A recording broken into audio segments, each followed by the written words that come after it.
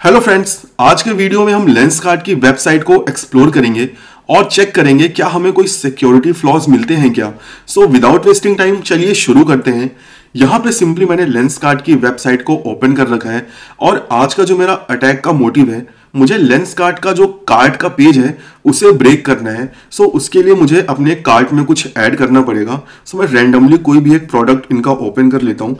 चलिए मैं यहाँ पे इनका मोस्ट पॉपुलर हसलर सीरीज का कोई भी एक प्रोडक्ट ऐड कर लेता हूँ।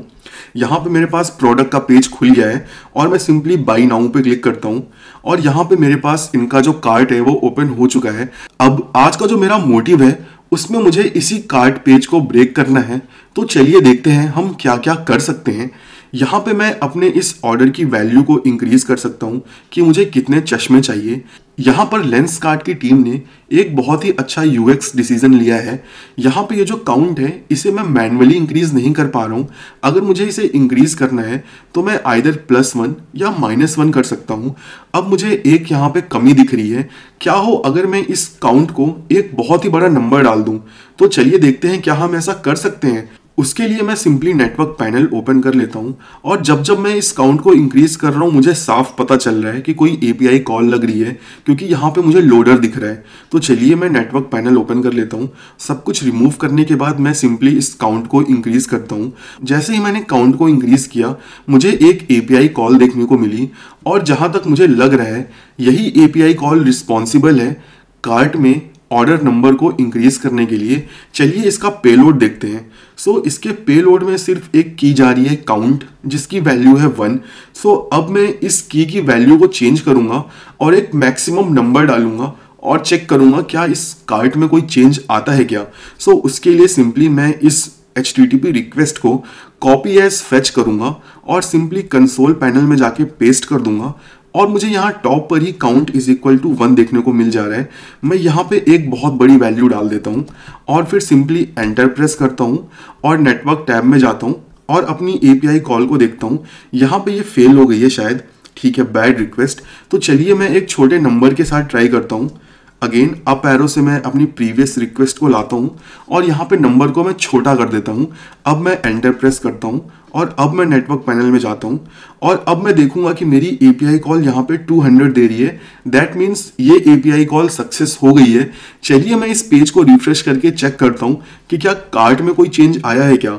तो जी हाँ, यहाँ पे आप देख पा रहे होंगे मेरे कार्ड की जो वैल्यू है वो एक बहुत ही बड़ा नंबर बन चुकी है। अब I don't know payment gateway इतना बड़ा नंबर सपोर्ट कर पाएंगे कि नहीं, बट अभी हमारा अटैक पूरा नहीं हुआ है। अभी हमें चेक करना है क्या लेंसकार्ट की टीम ने कोई मैक्सिमम वैल्यू सेट की है एक पर्टिकुलर ऑर्डर के लिए या नहीं। तो मैं सिंपली अगेन कंसोल में चलता हूँ, सब कुछ रिमूव करता हूँ। अप एरो से मैं प्रीवियस एपीआई को लेके आता हूँ और सिंपली एक 9 और ऐड करता हूँ। अब मैं यहाँ पे इस एपीआई को मल्टीपल टाइम्स एग्जीक्यूट करूँगा सिंपली चेक करने के लिए कि इनकी बैकएंड की टीम ने कोई एक मैक्सिमम ऑर्डर नंबर सेट किया है या नहीं। ऑर्डर नंबर से मतलब है लाइक कोई मैक्सिमम ऑर्डर अमाउंट। तो चलिए 3-4 बार और मैं इसे एग्जीक्यूट कर लेता हूँ सो दैट एक बहुत बड़ा नंबर बन जाएगी। अब इसे रिफ्रेश करते हैं, देखते हैं अब क्या अमाउंट है। सो अब जो अमाउंट है वो इंसेनली ज्यादा हो गया है। आई डोंट नो लेंसकार्ट की टीम ये ऑर्डर फुलफिल कर भी पाएगी या नहीं, बट चलिए एक बार ट्राई करते हैं। इसको मैं प्रोसीड टू चेकआउट करता हूँ और यहाँ पर ये कुछ डिटेल मांग रहा है। ठीक है, हम फिल कर देते हैं रैंडमली सा कुछ भी, पिन कोड कुछ रैंडम डाल देते हैं। ठीक है, ओके, यहाँ पे लग रहा है मुझे सही पिन कोड डालना पड़ेगा। ठीक है, ये वर्क कर फोन सेलेक्ट कर लेते हैं और ये सारी डिटेल मैंने रैंडमली डाली हुई है। प्रोसीड टू पेमेंट करते हैं, देखते हैं क्या होता है। ओके, यहाँ पे एड्रेस डालना पड़ेगा तो मैं एड्रेस कुछ डाल देता हूँ और सिंपली प्रोसीड टू पेमेंट। अब मैं क्यूआर कोड जनरेट करने की कोशिश करता हूँ और देखता हूँ क्या पेमेंट गेटवे इतना बड़ा अमाउंट हैंडल कर पाएंगे या नहीं। सो कुछ सेकंड वेट करते हैं क्योंकि बहुत बड़ा अमाउंट है, इनको टाइम भी लग रहा होगा। ओके, जैसा हमने सोचा था सिंपली ये प्रोसेस नहीं हो पाया और हमें एक एरर मैसेज देखने को मिली।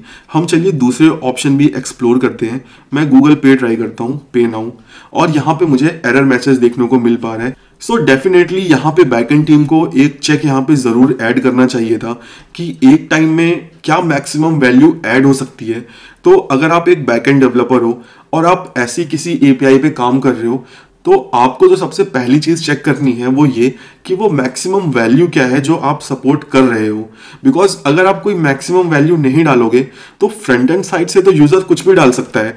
अब अगर मैं चाहूं तो इस वैल्यू को मैं और इंक्रीज कर सकता हूं मैं सिंपली कंसोल पैनल को ओपन करता हूं और चेक करते हैं लेंस कार्ड कहां तक इस वैल्यूज को सपोर्ट कर पाता है। तो मैं अगेन अप एरो से अपनी एपीआई रिक्वेस्ट को वापस लेके आता हूं और सिंपली मैं इसको मल्टीपल टाइम्स रन करने की कोशिश करता हूं।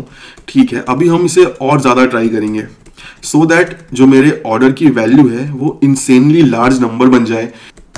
ठीक है, अब इसे रिफ्रेश करते हैं और चेक करते हैं अब क्या होता है। सो फाइनली हमने मैक्सिमम लिमिट को रीच कर दिया है। अब जो वैल्यूज है वो माइनस में आना शुरू हो गई है। सो इस एक्सरसाइज से हमें ये सीखने को मिला कि हमें बैकएंड में हमेशा लिमिट ऐड करनी है, बिकॉज यूजर फ्रंट एंड से कोई भी वैल्यूज भेज सकता है। सो अगर आप एक बैकएंड डेवलपर हो और आप ये वीडियो देख रहे हो, सो लेट मी नो इन कमेंट्स कि आप कैसे इस प्रॉब्लम को सॉल्व करोगे। और अगर आप एक फ्रंट एंड डेवलपर हो तो अब आपको पता है कि एक अटैकर किस तरह से आपकी एप्लीकेशन को एक्सप्लॉइट कर सकता है। तो आप भी अपने बैकएंड डेवलपर्स को सजेस्ट कर सकते हो कि आप फ्रंट एंड पर रिलाई मत रहो, आप भी अपने बैकएंड में एक चेक जरूर ऐड करो। सो लेंस कार्ड की वेबसाइट से जो हमारी लर्निंग है वो यहाँ पे खत्म नहीं हुई है। मैं यहाँ पे एक और चीज डिस्कस करना चाहता हूँ जो कि प्रोडक्ट डिजाइन से रिलेटेड है। सो वो डिस्कस करने के लिए मैं सिंपली इस इंस्पेक्ट पैनल को क्लोज कर देता हूँ और हम होम पेज में जाते हैं। अब इस होम पेज पे लेंस कार्ड की टीम ने यहाँ पे एक कैराउजल ऐड कर रखा है। अब इस कैराउजल का जो डिसएडवांटेज है वो ये कि इन्होंने जो टाइम सेट कर रखा है वो कर रखा है 3 सेकेंड। अब 3 सेकेंड बहुत ही जल्दी है। यहाँ पे अगर मैं किसी प्रोडक्ट को अच्छे से देखना चाहूँ तो मैं नहीं देख सकता हूँ, वो देखने से पहले ही चेंज हो जा रहा है। और अगर मैं इस माउस को ले जाके इसको पॉज करना चाहूँ तो ये कैराउजल पॉज भी नहीं हो पा रहा है। अगर मुझे इस कैराउजल को इम्प्रूव करना होता तो मैं यहाँ पे जो सबसे पहली चीज है वो ये करता कि मैं एटलीस्ट अगर यूजर इस कैराउजल पे माउस लेके आ रहा है तो मैं इस कैराउजल को पॉज कर देता, सो दैट एटलीस्ट यूजर मेरे प्रोडक्ट को देख पाए एक लंबे टाइम के लिए और वो इरिटेट ना हो। अभी अगर मुझे किसी भी प्रोडक्ट को देखना है तो मुझे सिंपली क्लिक करके उस पर्टिकुलर प्रोडक्ट के पेज में जाना पड़ेगा, जो कि मुझे नहीं लगता कि एक अच्छा एक्सपीरियंस होगा यूजर के लिए। सो अगर आपने ये वीडियो यहाँ तक देखा है, लेट मी नो इन कमेंट्स कि आपने इस वीडियो से कुछ नया सीखा या नहीं, और जो भी हमने आज ट्राई किया उसमें आपके क्या थॉट्स हैं।